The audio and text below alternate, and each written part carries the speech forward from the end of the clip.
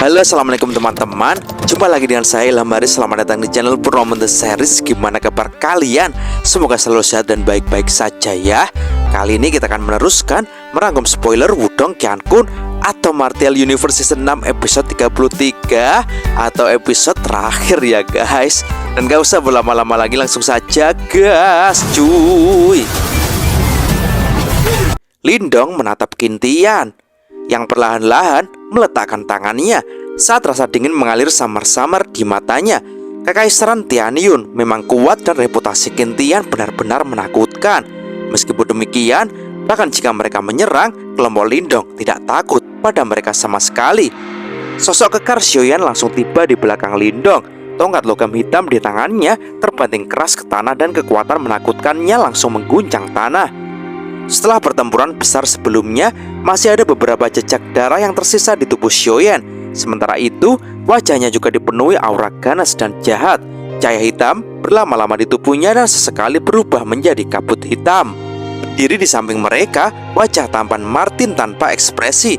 Matanya hanya melirik Qintian sekali. Selama setahun, mungkin tak ada seorang pun yang memiliki kualifikasi untuk bertindak angkuh di depannya. Namun, yang disebut ahli terkuat dari Kekaisaran Tianyun ini tidak memiliki kualifikasi untuk melakukannya, apalagi anak muda yang baru saja melesat maju dari tempat itu. Meskipun dia saat ini tidak dapat dengan mudah menggunakan kekuatan fisik dari tubuh Martin Iblis Surgawinya, jika dia melepaskan berbagai triknya, kemungkinan tidak ada satupun dari para jenius ini yang dapat bersaing secara serius dengannya. Moling, Sukui, dan Surou dan yang lainnya tidak ragu sedikit pun saat melihat suasana tegang ini. Segera mereka semua berdiri di belakang Lindong. Mata Liu Bai dan yang lainnya berubah terus-menerus untuk sesaat sebelum mereka akhirnya mengatupkan gigi mereka dengan keras dan berkumpul di belakang Lindong. Saat ini mereka semua berada di kapal yang sama dengan Lindong. Jika Lindong jatuh, kemungkinan mereka tidak akan selamat juga. Dalam hal ini, mengapa mereka harus takut menyinggung Kekaisaran Tianyun? Orang-orang di sekitar area berbatu yang berantakan itu berubah menjadi gempar ketika mereka melihat pemandangan ini. Jelas, mereka tidak menyangka bahwa kelompok ini benar-benar akan berani menantang martabat Kekaisaran Tianyun dan Qintian. Dia adalah pimpinan dari 10 kerajaan super. Orang itu, Lanying juga dengan lembut mengerutkan alisnya saat menyaksikan adegan ini. Dia juga tidak menyukai Qintian dan Kekaisaran Tianyuan dan Kekaisaran Surgawinya tidak bersahabat. Kedua belah pihak kadang-kadang bentrok karena beberapa sumber daya, namun bahkan dia tidak bisa menyangkal kekuatannya. Qintian adalah orang yang paling menonjol di antara generasi muda Kekaisaran Tianyuan. Tidak hanya dia memiliki bakat yang mengejutkan untuk seni bela diri, tetapi dia juga cukup cerdik. Berdasarkan apa yang Lanying sadari, Qintian telah menarik perhatian gerbang Yuan yang terkuat dari 8 sekte super di wilayah Swan Timur. Karena itu, masa depannya tidak terbatas. Tentu saja, Kekaisaran Tianyuan pada awalnya adalah faksi bawahan dari gerbang Yuan dan tidak mengherankan jika Qintian menarik perhatian mereka. Lagi pula, ada cukup banyak ahli dari Kekaisaran Tianyuan yang memegang posisi kunci di gerbang Yuan. Ekspresi King Feng muram saat dia berkata, Qintian tidak sebanding dengan Song Zhan.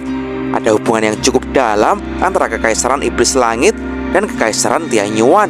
Oleh karena itu, Qintian jelas tidak ingin melihat kelompok Song Zhan jatuh karena kelompok Lindong. Lanying tertawa pahit saat dia berbicara dengan lembut. Saat ini, dia mungkin telah mencapai tahap 6 Yuan Nirwana. Ranah 6 Yuan Nirwana. Bahkan King Feng yang telah mempersiapkan diri mengalami perubahan ekspresi saat mendengar ini sebelum dia berseru kaget. Tahap 6 Yuan Nirwana sudah cukup untuk memungkinkan Qintian memandang rendah semua orang di sini. Sepertinya menang perang 100 dinasti kali ini akan menjadi seseorang dari Kekaisaran Tianyuan lagi. King Feng menggertakkan giginya saat dia berbicara dengan getir. Lanying menghela nafas tak berdaya. Mereka sudah meningkat pesat, tetapi sayangnya itu masih belum cukup untuk membantu mereka mengejar Qintian. Qintian berpakaian putih berdiri di pohon besar, perlahan memiringkan kepalanya di depan mata semua orang. Matanya berhenti pada Lindong dan Martin. Kaki Qintian dengan lembut melangkah ke pohon besar di bawahnya. Cahaya emas anehnya melintas. Cahaya emas semacam itu sangat lemah dan hampir tidak ada orang yang merasakannya. Namun, meskipun orang lain tidak dapat mendeteksinya, mata Lindong membeku pada saat itu. dia bisa merasakan riak energi yang sangat samar dan tersembunyi yang mengandung kekuatan penghancur yang kuat yang dipancarkan dari pohon besar itu bergerak di bawah tanah seperti cacing tanah yang disalurkan secara diam-diam. Kontrol energi yang sangat indah. Mata Lindong agak serius. Permukaan tanah tempat kekuatan itu lewat tidak menunjukkan tanda-tanda. Jika bukan karena fakta bahwa energi mentalnya lebih kuat daripada yang lain, kemungkinan dia akan kesulitan mendeteksinya. Lindong baru saja akan bertindak setelah merasakan energi yang diam-diam menyelinap. Ketika Martin dengan lembut maju melangkah, langkah kakinya bertepatan dengan riak energi bawah tanah itu. Awan debu diam-diam muncul dari tanah dengan cara yang tenang. Sosok Martin tidak bergerak sama sekali saat dia mengangkat kepalanya. Setelah itu, wajahnya yang tampan mengandung ekspresi mengecek saat dia menatap Qintian. Pertukaran yang tenang ini terjadi dalam sepersekian detik. Selain Lindong, Martin dan Qintian, kemungkinan tidak ada orang lain yang hadir tahu bahwa mereka telah bertukar pukulan. Mata Qintian sedikit membeku ketika serangan tersembunyinya dihancurkan oleh Martin. Setelah itu, dia melepaskan senyum tipis, bertindak seolah-olah tidak ada yang terjadi. Apakah kamu benar-benar berniat untuk berbenturan dengan kekaisaran Tianyuan kita? Lindong merentangkan tangannya dan berkata, aku pikir terkadang lebih baik mengikuti aturan. Aturan yang dia sebutkan adalah bahwa segel nirwana harus menjadi rampasan kemenangan di wilayah inti ini. Aturan? Seseorang di belakang Qintian tertawa dengan cara yang aneh saat dia mengejek. Jika kami harus menghabisi kalian semua, apa yang kalian bisa katakan, Lindong tersenyum tipis.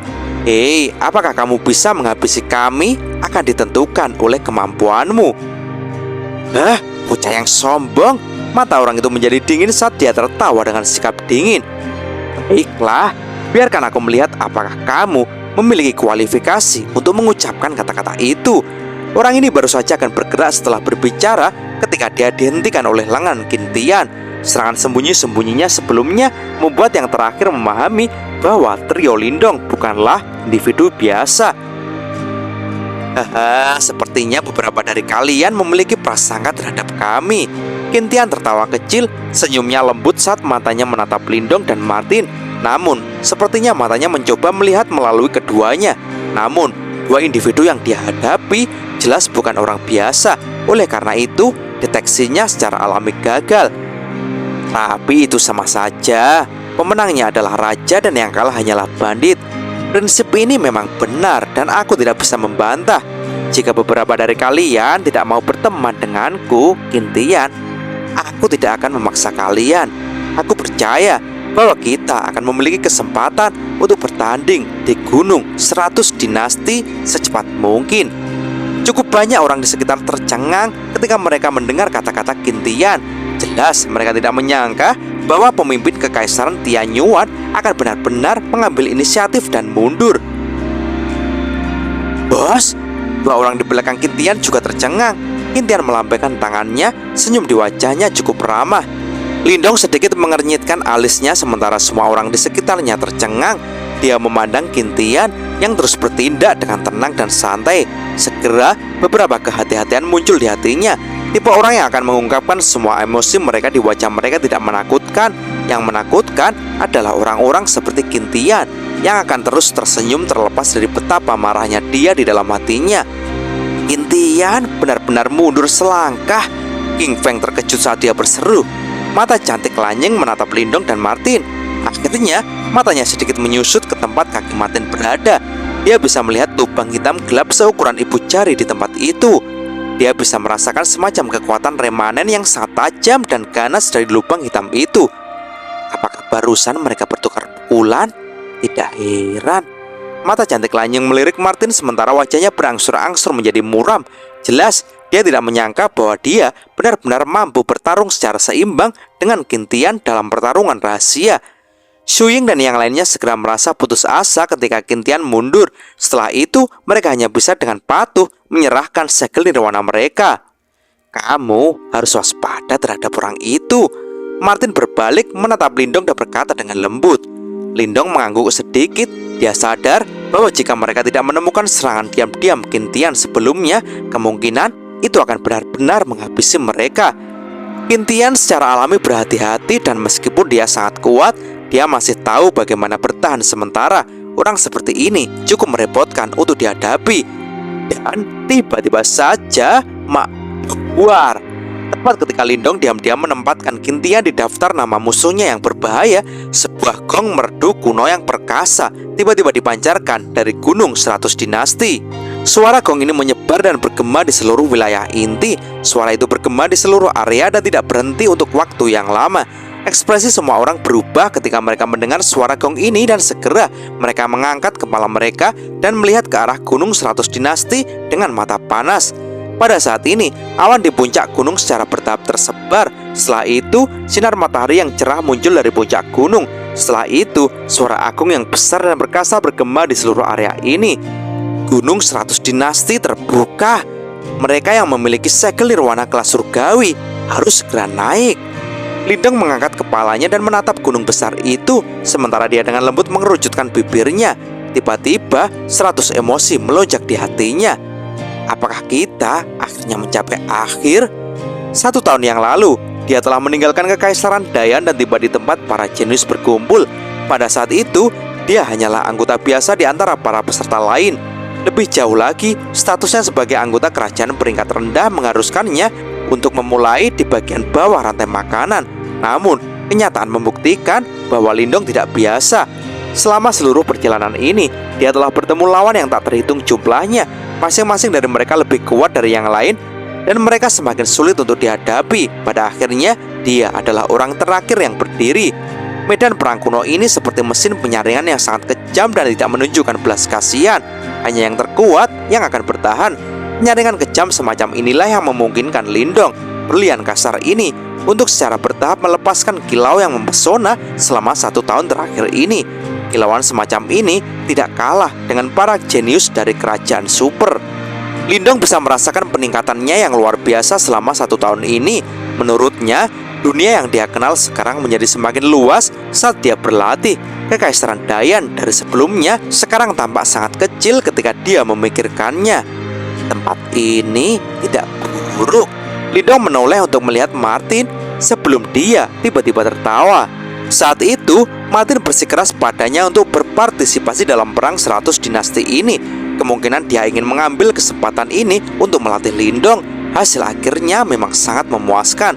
Selama waktu 1 tahun ini, Lindong telah langsung maju dari tahap penciptaan ke tahap nirwana. Kemajuannya dinilai cukup pesat. Semuanya baik-baik saja. Martin sekali lagi memulihkan sikapnya yang santai saat dia berbicara dengan malas.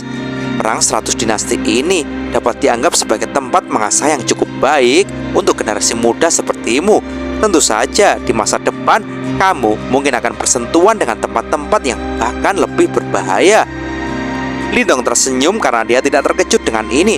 Saat dia terus tumbuh lebih kuat, hal-hal dan ahli yang akan dia temui secara alami akan lebih kuat dan lebih kuat. Qingtian melihat puncak gunung dari pohon raksasa. Setelah itu dia menoleh ke arah Lindong dan tersenyum tipis. Namun, senyumnya menyebabkan yang terakhir merasa sedikit tidak nyaman.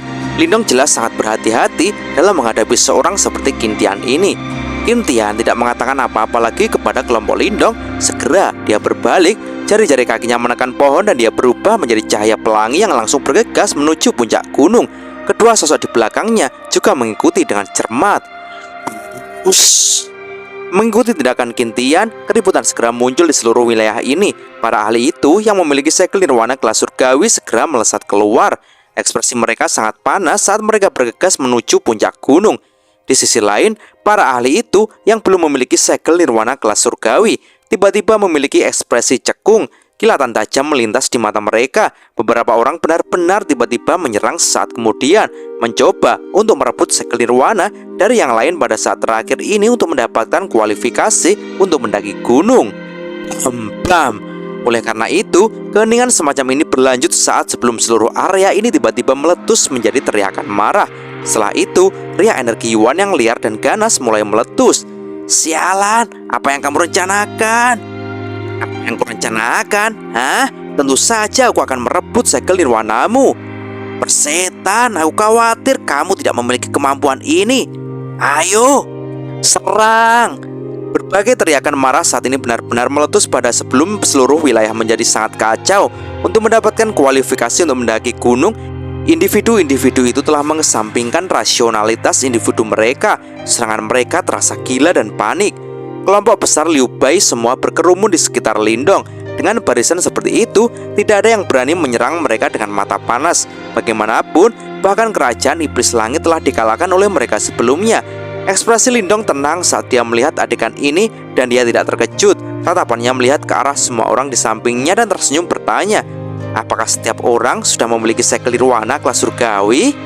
Mouling dan yang lainnya mengangguk penuh semangat ketika mereka mendengar ini. Sebelumnya, mereka telah menerima cukup banyak segel nirwana dari para ahli dari 3 kekaisaran super yang dipimpin oleh kekaisaran iblis langit. Dengan demikian, itu telah memungkinkan segel nirwana mereka untuk mencapai tingkat segel nirwana kelas surgawi.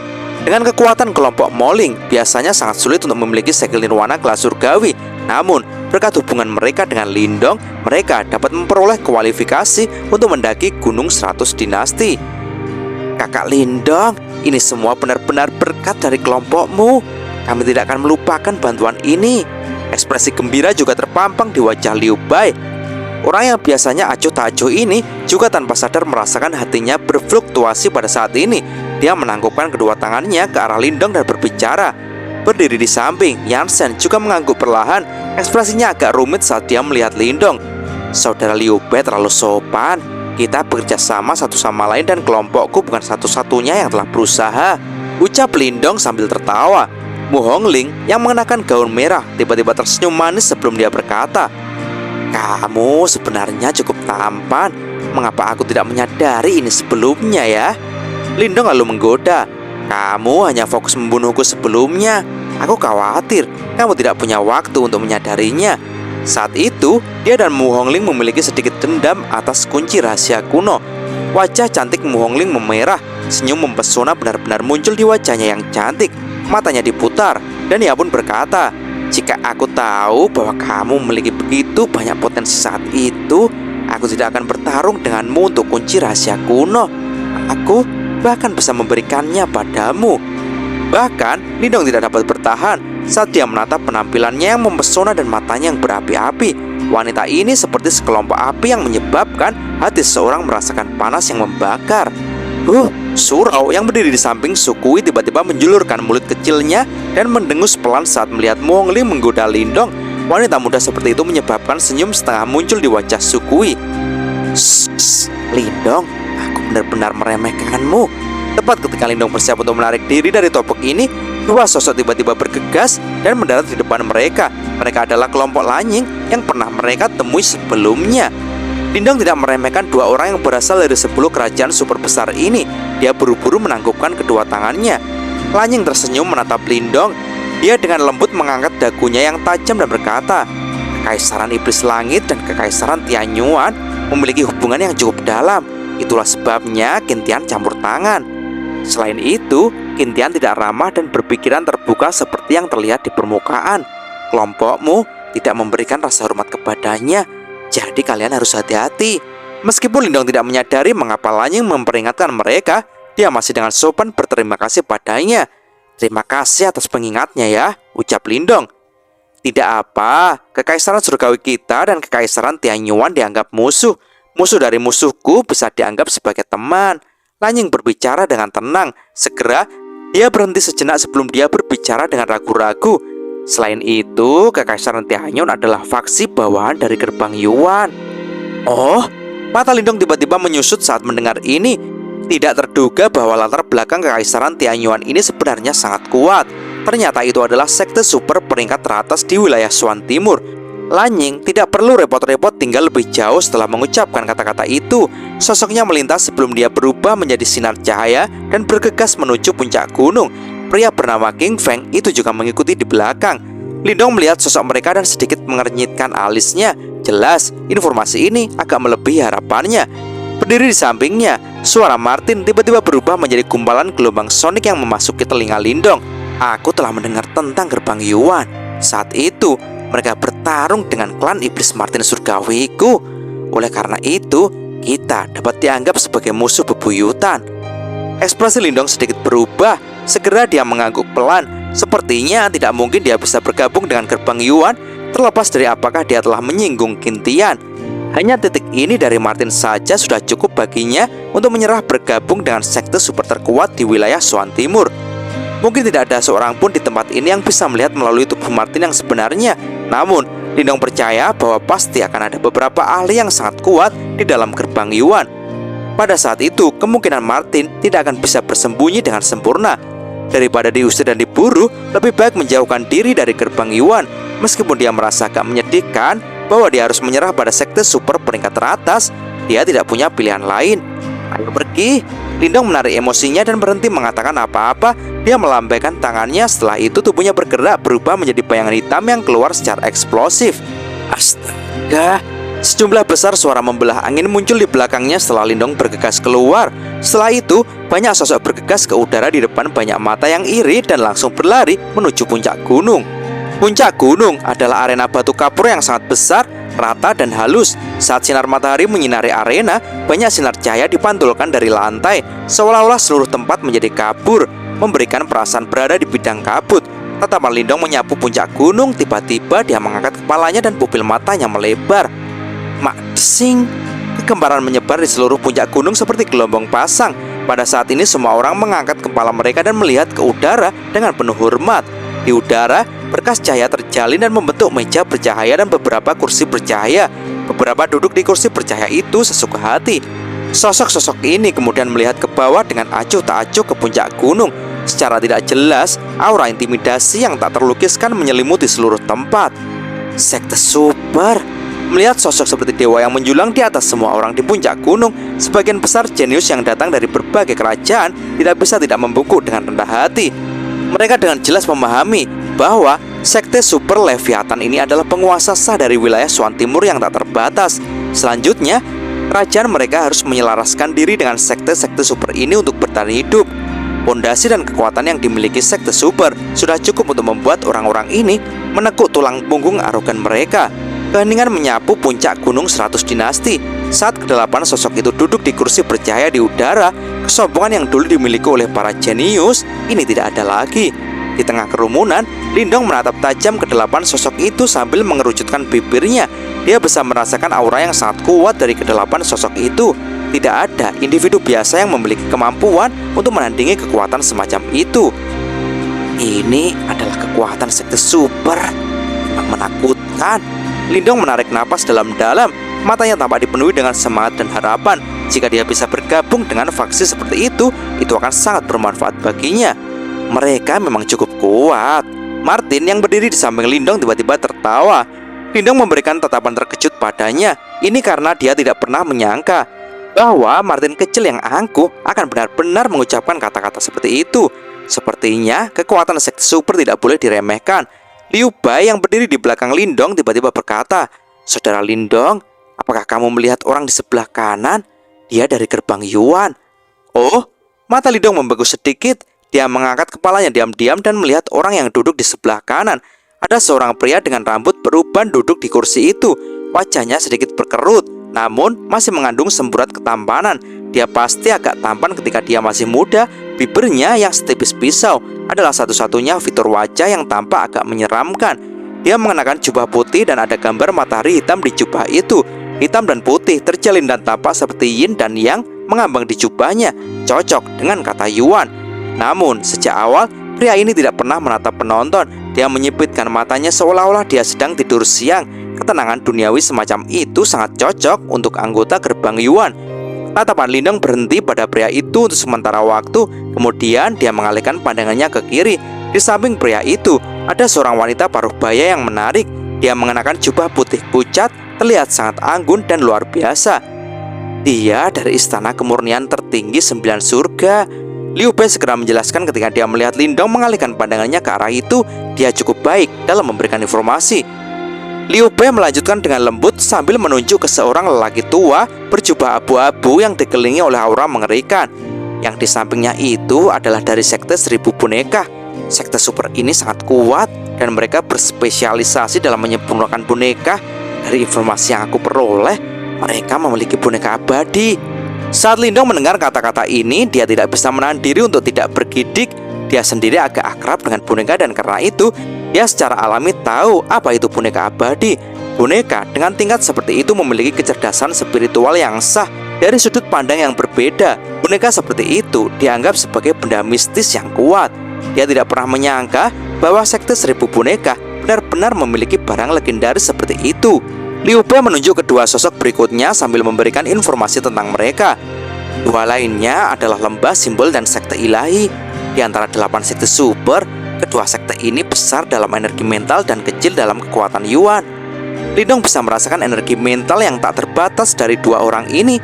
Ini adalah pertama kalinya Lindong melihat seseorang dengan energi mental yang begitu kuat selama bertahun-tahun.